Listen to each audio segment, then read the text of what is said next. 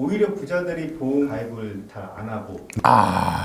일단은 부자의 기준은 이제 사람마다 틀릴 수 있어요. 여유가 되시는 분들 같은 경우에 있어서는 그분들이 가입하는 거는 거의 두 개예요. 두 개.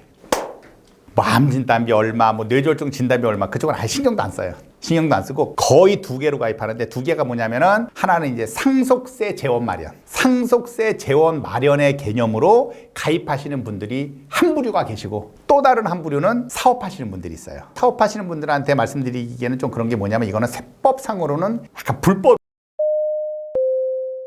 일반 이제 뭐 개인적으로 조금 여유 자금 되시는 분들 같은 경우에 있어서는 상속세 절감 차원에서 가입하시는 분들, 이런 분들 말고는 기본적으로 조금 여유가 조금 되시는 분들은 그런 게 있어요. 이게 뭐가 있냐면, 병원비나 이런 거는 내가 다 돈으로 해. 다 돈으로 하니까 그런 거는 뭐 하고 싶지 않고, 부동산이나 이런 데 좀 잠겨 있으니까 나중에 혹시라도 내가 사망하게 됐을 때 상속세를 납입해야 될 거 아닙니까? 그때 뭐 땅으로 줄 수는 없는 거니까, 물론 그 뭐 세무서에다가 나중에 땅이나 이런 거 있으면 뭐 유예 뭐 시켜준다고 하는 건데, 그렇게까지는 하고 싶지 않고, 혹시라도 나중에 현금이 부족하면 이 현금을 내라 라는 개념으로 해가지고 종신보험을 가입하시는 분들이 있어요. 여유가 좀 너무 많이 된다, 그런 분들은 보험 가입 잘 안 하세요. 네. 나중에 이제 결혼 정년기에 이르렀을 때 가입해야 되는 보험들은 있는데, 그때 꼭 들어가야 되는 담보들이 있습니다. 제가 항상 말씀드리는 건 뭐였냐면, 사망보험금에 대한 거는 그때 들어가야 돼요. 애들 때는 사망보험금에 대한 게 굳이 사실은 필요 없습니다. 왜냐하면 애들은 살아있을 때 보장받는 게 중요한 거지, 속된 말로 자식 앞세워서 나중에 사망보험금 받았을 때 나는 내 자식 때문에 사망보험금을 받았어 라고 해서 즐거워할 부모가 없기 때문에, 굳이 어렸을 때는 사망보험금을 넣을 필요는 없으나, 나중에 결혼을 하게 되면 그때는 또 자연스럽게 자식이 생기지 않습니까? 자식을 위해서 그때 사망보험금이 필요한 거예요. 근데 이제 간혹 이제 질문 주시는 분들이, 아니 남편은 필요한 거 알겠는데 와이프인 여자 같은 경우는 굳이 뭐 사망보험금이 필요하냐, 이렇게 또 말씀하시는 분들이 있어요. 근데 사실 제가 봤을 때는 여자들 같은 경우는 굳이 사망보험금이 필요 없다 라고 하면 이제 가끔 또 화내시는 분도 있어요. 여자는 왜 사망보험금이 왜 필요 없냐, 여자도 똑같이 경제활동을 하는데 필요한 거 아니냐라고 이제 그런 질문들을 던지시는데, 그럴 때 제가 이제 항상 드리는 말씀이 있어요. 여자 사망보험금 높아봤자 나중에 남편 재혼만 빨라진다.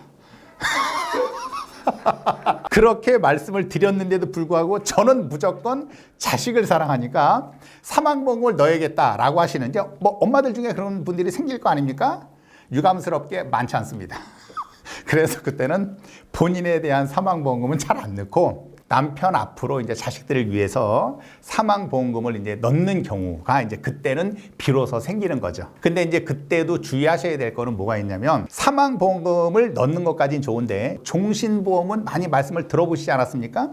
종신보험은 사람이 한 번은 사망을 하니까 무조건 100% 지급되는 거는 맞는데, 종신보험에 단점이 있습니다. 아무 때 사망을 하더라도 사망보험금이 지급되는 건 장점이지만, 나중에 90세나 100세 됐을 때 사망을 하면 물론 사망보험금은 지급되겠지만 돈에 대한 가치가 너무 떨어지기 때문에, 때는 사망보험금을 받아도 자식들이 그닥 그거를 눈여겨보지 않습니다. 왜? 그때는 자식들도 누군가의 다 엄마 아빠가 되어 있기 때문에 그런 거예요.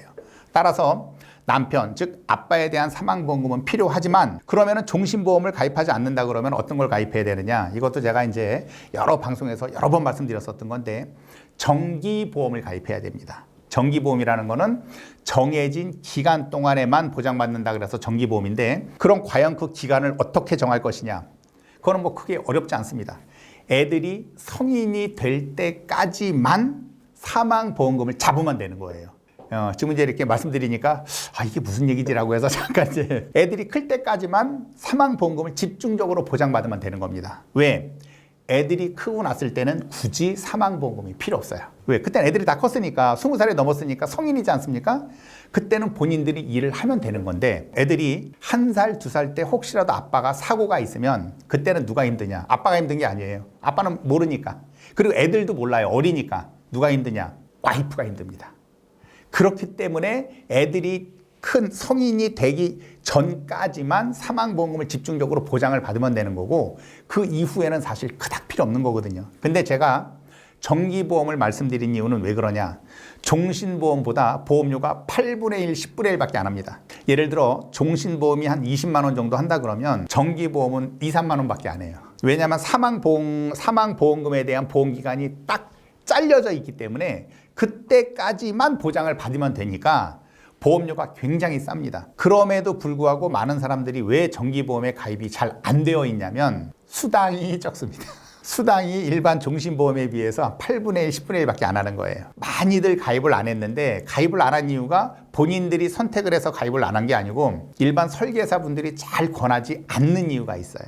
여유가 된다 그러면 뭐 종신보험 뭐 수십만 원짜리를 가입해도 상관은 없는데 애들 키우고 일단 뭐 가정경제생활을 유지해야 되니까 여유가 많지 않다 그러면 사망보험금을 넣을 때는 꼭 정기보험을 특약인 형태로 끼워서 넣는 게 가장 좋습니다. 네.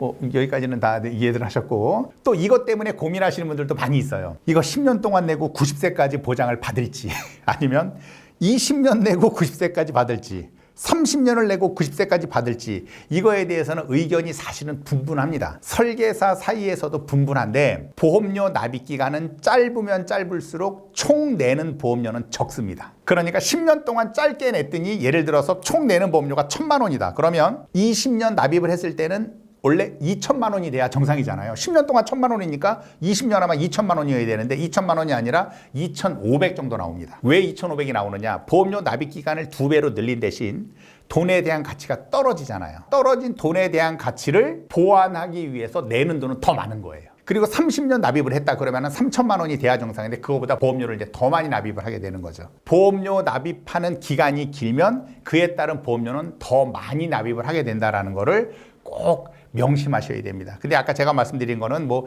20년 납입이라 그래서 2천만 원은 아니고 뭐 10년 납이어서 1,000만 원이다 그러면 20년 납 같은 경우는 뭐 한 3,400 정도 총 내는 거는 월 보험료는 10년 납이 가장 비싸고 20년, 30년이 될수록 월 보험료는 적어지는 거죠. 근데 총 내는 보험료를 합치면은 더 많아집니다.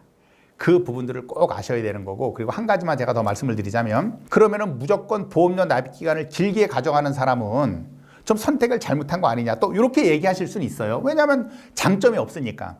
근데 보험료 납입 기간을 길게 가져갔을 때 장점이 한 가지가 있습니다. 어느 보험이든 막론하고 뭐 암이나 뇌졸중, 뭐 급성심근경색증 이런 것들 우리가 얘기하는 돈 많이 들어가는 질병에 해당이 됐다든가 아니면 어떠한 사고로 50% 또는 80% 이상 장애를 입게 되면 모든 보험사의 공통적인 게 뭐냐면 보험료 납입 면제를 시켜줍니다. 그러니까 쉬운 얘기로 몸도 아파 죽겠는데 이거 보험료를 내가 수십 년 동안 내야겠어? 이런 게 있어서 보험사에서는 그거에 해당이 딱 되면 당신은 보험료를 납입하지 않아도 돼 라고 이제 이렇게 얘기를 하는 거예요. 그러면 납입 기간을 길게 하면 당연히 중간에 만약에 암에 걸렸다 그러면 쭉 30년 동안 쭉 내야 되는 건데 10차 년도에 암에 걸렸다 그러면은 11차 년도부터는 보험료를 납입하지 않아도 되는 장점이 있어요. 그래서 이걸 갖고 그러면 차회 이후에 납입하는 보험료는 안 내도 되는구나 라고 생각을 해서 보험료 납입 기간을 길게 하라고 하는 사람들이 있는데 저는 이거는 개인적으로는 부정적입니다. 왜? 실제 질병에 걸리는 사람보다는 걸리지 않는 사람이 훨씬 더 많아요.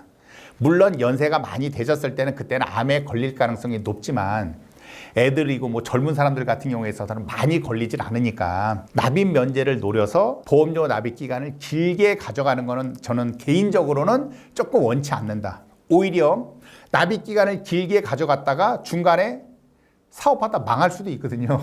홀라당 들어먹으면은 납입할 수 있는 것조차도 그때는 납입이 안 돼서 2달 이상 납입하지 못하면 그러니까 뭐 2달까지 말고 이제 3달째부터가 되는 건데 3달째 되면은 보험이 실효가 떨어지기 때문에 그때 납입하지 못하면은 미납된 돈을 다시 납입을 해서 부활을 시킨다고 하더라도 과거에 보험금 청구했었던 거, 내가 아팠었던 거 이거를 다시 재고지를 해야 됩니다.